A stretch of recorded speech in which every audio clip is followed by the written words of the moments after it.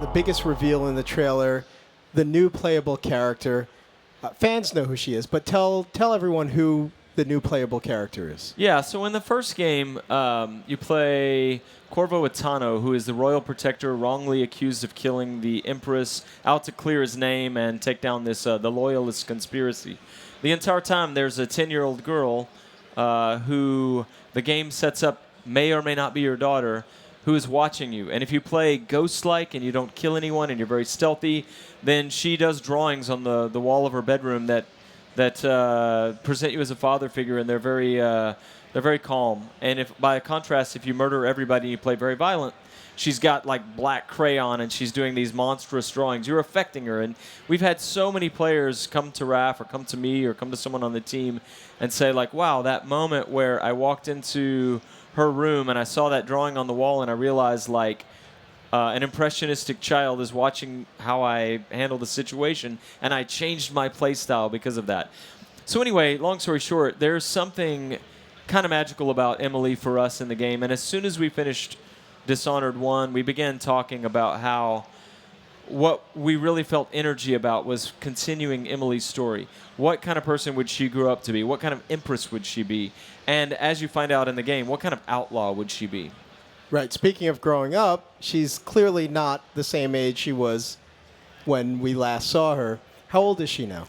Yeah, the once 10-year-old girl is now the 25-year-old woman. She's been through 15 years of history since the last game and the events of Dishonored 2. What else can you tell us about the person that she's become and grown from since being in the original game and being such a little girl to being the beautiful young woman she is now? Well, it's, we've talked a lot about what she would be like as a person because she was born the daughter of the Empress, very privileged life, living in Dunwall Tower, royalty, best education, all of that.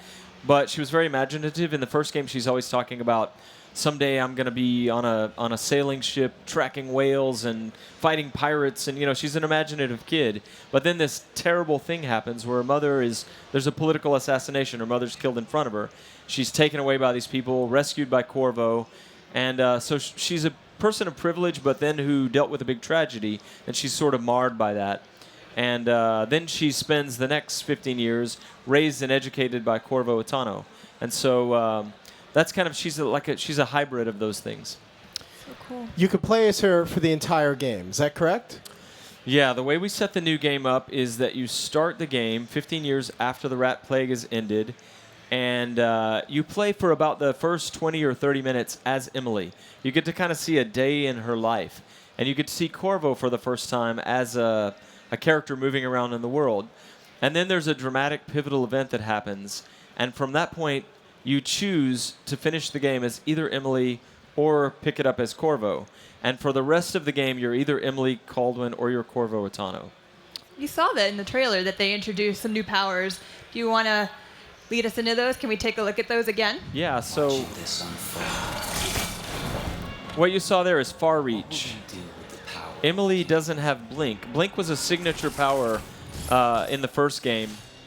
There was a moment where all the powers were optional. You bought them with ruins and you upgrade the ones you want. There was a moment near the end of the project when Rafael Colantonio, co-creative director, said, what if we just gave everybody Blink?